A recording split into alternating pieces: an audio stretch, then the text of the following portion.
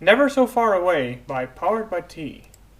The 4th of April awakened from sleep, and flowers unfolded through snow. Twilight smiled at the beauty of it all. How had she missed this place for so long? She had lived in Canterlot for almost all her life, not 15 minutes brisk trot away, but she had never come here. Yet Fluttershy, who at the time couldn't have been to the mountainside city for more than once or twice, had found it in less than a day. A little while ago, her mother had mentioned some kind of new museum of botany opening up in the capital city in one of her letters, so she'd passed the news around to her new Pegasus friend. Fluttershy had visited, but she apparently hadn't been impressed. Oh, it was nice, she had said, in typical Fluttershy fashion. And I'm sure they tried really, really hard making all the exhibits, but she trailed off, scratching at the ground with the hoof. It was nice. Fortunately, the day hadn't been a complete waste for her friend. Oh, but I found the most wonderful little patch of woodland, Twilight. Fluttershy had then went on to speak at length of her discovery, and this time the enthusiasm was real. Twilight had listened, though she eventually had to get a map out because she had no idea which place Fluttershy had been talking about. Curiosity satisfied, she had then promptly forgotten about Fluttershy's forest until today, when, during a guilt-induced visit to her parents, the memory resurfaced, and then she decided to spend the afternoon looking for it. This is better than a botany museum, she said to herself. A part of her felt she was betraying a piece of herself. She'd never learned the names of the plants, or interesting facts about their physiology, how they were discovered, and how their role in the wider ecology like she could in a museum, but... My dear Twilight, there is more to young Pony's life than studying. The forest was lovely, even if she wasn't learning much. Besides, she was supposed to be relaxing, wasn't she? Mother's orders. In 2 weeks, she was giving a talk back at school on the subject of friendship and the elements of harmony, and fully half of the unicorns in the school were expected to attend, not to mention Princess Celestia and Princess Luna. Her notes were already prepared. The paper was written, but that hadn't stopped her spending all day yesterday in her old room, drafting and redrafting them when she should have been spending time with her parents. What would Celestia say? Well, that was obvious. She'd say the talk was good, but would she mean it? Would Twilight just see a mask that hid the princess in her regret at all the time she'd wasted on her student? The princess had given her so much over the years. Knowledge, wisdom, her understanding and love. It was a debt she could never repay. But she had to keep showing that she was trying. Twilight felt a light impact on her temple, stopping her in her tracks. Had somebody just thrown something at her? Down by her forehoofs lay a suspicious, half-rotten walnut shell.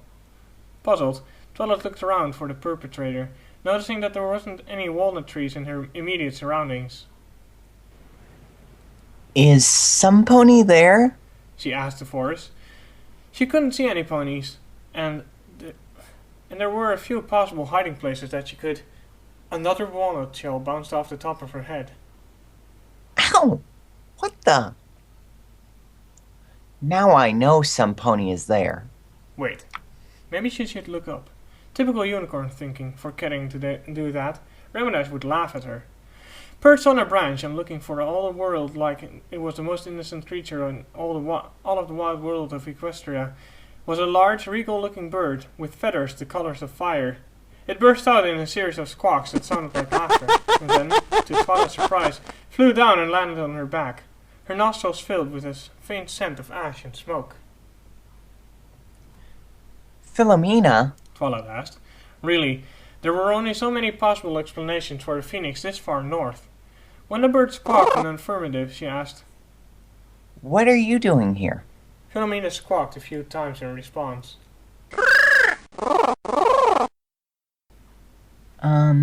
I don't think I understand that. The phoenix let out a single frustrated-sounding squawk before burying her head in her wing. She then repeated the pattern of squawking, but louder, with bigger gaps between the sounds, and raised the wing to the point. You want me to go in that direction? Twilight ventured. Did birds keep lists of ponies they considered mentally deficient? Twilight suspected she'd just been added to Philomena's. Nevertheless, she set out in the direction Philomena indicated, and this seemed to satisfy the bird. After a few steps, Philomena took flight again, alighting on a nearby bush and waited expectantly. Right, you want me to follow you. Got it, Twilight said. Under Philomena's guidance, Twilight headed away from the gravel path, deeper into the forest proper. She soon lost sight of the path on the other side of the steep rise, but she wasn't too worried about getting lost like she might have been in some other wilder parts of Equestria. This close to Canterlot, there simply wasn't miles and miles of untamed land to get lost in. After a few minutes of walking, Twilight became aware of the crashing sounds of water that seemed to be getting louder, and, as Philomena laid her over the top of the second rise, she found herself looking down into a secluded little pool. It was perhaps the only slightly bigger than Ponyville's meeting hall.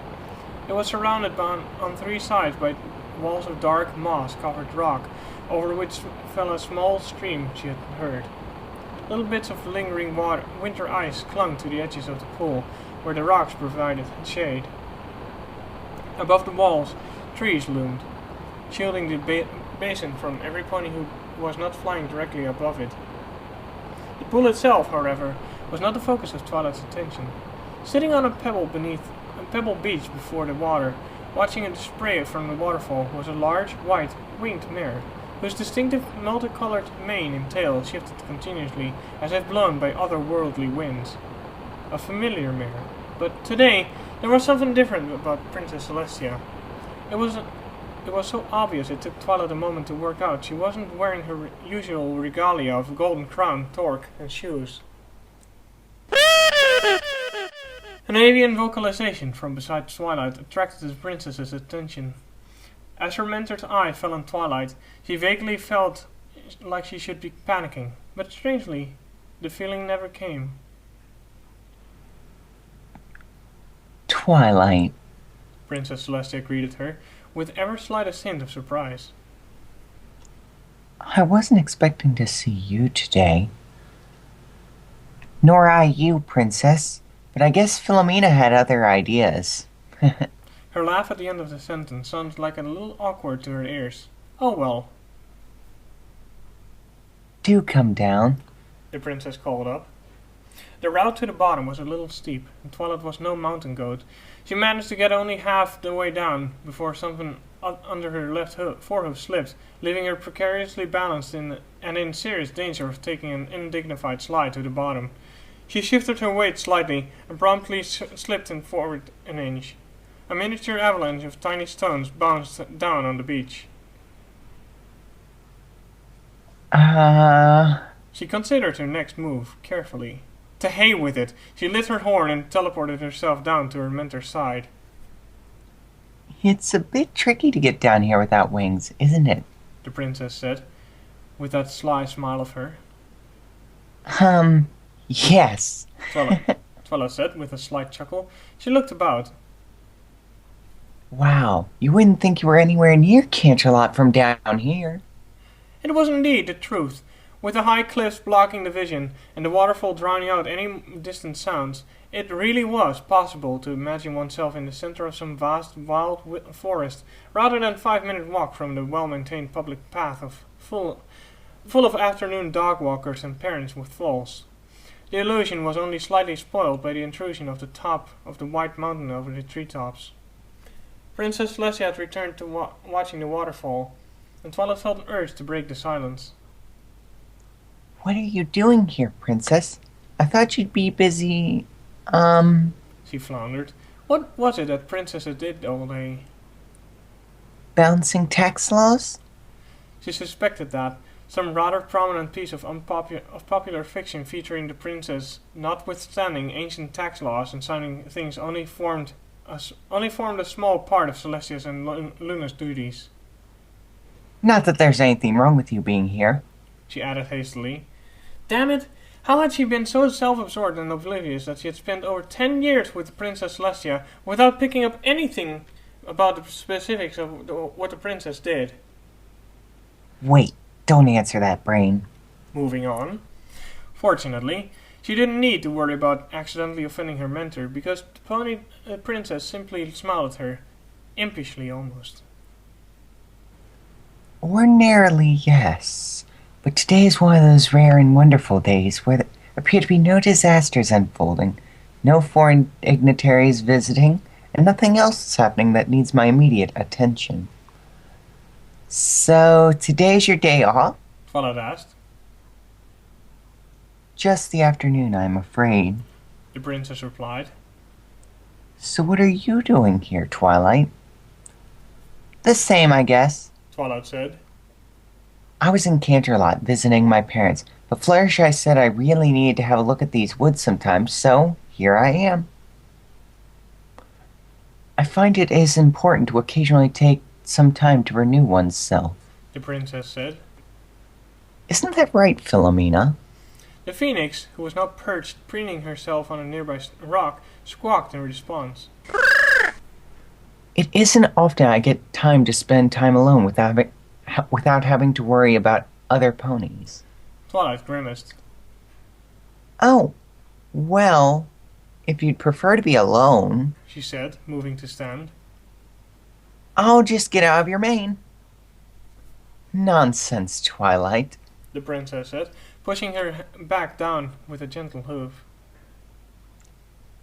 You're out here to be alone, I'm out here to be alone. The impish grin returned. We might as well be alone together. That way we won't get lonely. Twilight blinked. I don't think that made any sense, Princess. It didn't? The princess's expression was perfectly straight. No, because logically... Twilight began, but the princess simply laughed, causing Twilight to frown. Huh? Oh, Twilight, I missed having you around. The princess said. A little piece of the lavender unicorn melted. The princess still remembered her and thought of her fondly. She knew this. She really, really did. It was just that sometimes, on dark nights, or when she hit rough times, when nothing was making sense and Canterlot seemed so far away, and it was good to be reminded. Twilight noticed something else. Like the absence of the regalia, it had been so obvious that she'd been missing it. The princess had simply been calling her Twilight, not the more formal Twilight Sparkle, as she usually did. Just Twilight. Maybe, Celestia. she chanced. That word, all on its own, felt strange in her mouth. In some ways, it was almost thrilling. She should be feeling mortified, perhaps, but out here, in the privacy of this little pool, she couldn't be. She stole a glance at Celestia. Well, she didn't look angry. Wait, now she was raising an eyebrow. What? Oh, right. She'd just said Celestia's name on its own. Say something. Anything. Sorry. I think I forgot what I was going to say. She managed. Stupid, stupid, stupid! If Celestia had noticed anything amiss, she didn't comment on it. She didn't seem angry or anything. The two mares sat in silence for a few minutes. Eventually, Celestia reached down and began shifting through the pebbles. The action looked purposeful, and Twilight looked on curiously. Twilight. Celestia said. Has any pony ever taught you how to skip stones? I, don't think so. Twilight said. But I think I understand the principles. She lit her horn and levitated a stone, unconsciously biting her lip as she did so. Quickly spinning an object that light with magic wasn't exactly taxing, but it did feel quite awkward and fiddly. She threw the stone with a flick of her head, and was rewarded with a rather anticlimactic splash as it hit the water. A single splash. You could use magic, but I rather think this is one of those things that is more satisfying to do without. Celestia said. Here, let me show you. The alicorn of the sun selected a flat stone, drew her foreleg across her body, and flicked it out across the pool. 2 splashes. Well, that wasn't very good either. Celestia remarked. Your turn. Twilight picked up a rock and tried to emulate Celestia's posture. Draw her foreleg across the body, flick the stone like it was coming from a sling. Simple. The stone traced a parabola up and down and hit the surface at too steep an angle. A single splash.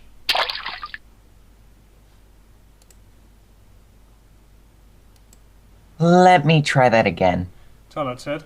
This time she lost grip on the stone too early, and it sailed off in a completely wrong direction. Philomena let out a startled squawk and took to the air, flashing Twilight an angry look as she did so. Whoops. Sorry, Philomena. I didn't mean to do that, Twilight said. She was never going to get this off that list now. The phoenix landed on a boulder directly behind a pair of mares and resumed her preening. I don't think you're holding your forehoof quite right. Celestia said, stepping forward. If you don't mind. Twilight nodded, and Celestia adjusted the way Twilight held the stone, moving her leg forwards and backwards in slow motion until Twilight had the action down. Now try. The stone flew out. 2 splashes. The 2 mares spent the next few minutes skipping stones across the water. Twilight got mostly 2s, but managed to get a few 3s. Celestia's own throws tended to result in mostly 3s, but Twilight was pleased to note that she seemed to be quickly catching up with Celestia's track record. It was relaxing. On another day, Twilight might have felt the urge to fill the silence with questions or perhaps an explanation of some facts she had learned, all with the ulterior motive of letting the princess know that yes, Twilight Sparkle had been working hard, and yes, Twilight Sparkle still cared. Not today. Today, she was simply content to skip stones with Celestia. At one point, Celestia managed a 4, after which Twilight heard her let out a little vocalization of elation, half under her breath. It was strange, hearing the princess become excited about something so simple. Luna would be laughing at us both, you know, Celestia said. When Twilight raised an eyebrow, Celestia continued. She really is good at this. She claims her record is 36, though the most I've ever seen from her is a 29. 36? Twilight said. Wow, that's a lot. What's your record, Celestia? Celestia was silent for a moment. Twilight couldn't be sure, but it almost looked rueful. 5. Celestia admitted at last. 5? Twilight echoed. 5. Twilight found her shoulders were shaking, and soon she was outright laughing. She wasn't even sure what was funny. Celestia gave her a flat look, though the corners of her mouth were ever so slightly turned up. Well, I didn't see you do any better, young mare, Celestia said, which only caused Twilight to break into a fresh batch of giggles. And not a word from you, she added, trying to glare at Philomena, who was guffawing behind a wing. Sorry, Twilight said, when she had gotten control of herself again. It was a fine summer day, a couple of years before the signing of the Dubarry Treaty that unified North and South Equestria, if I recall. Celestia said. I'd had a particularly frustrating day, though I no longer remember what the problem was. I just had to get away and have time to think. I was flicking stones out over Lucius Ciresius. That would be Lake Latigo in modern equestrian. I managed to get 5 bounces. I was very proud of myself, but Celestia shook her head. no pony was around to see it. Oh well. Twilight said. At least I saw you get your 4. That you did. Awkward silence. Twilight glanced up at the position of the sun.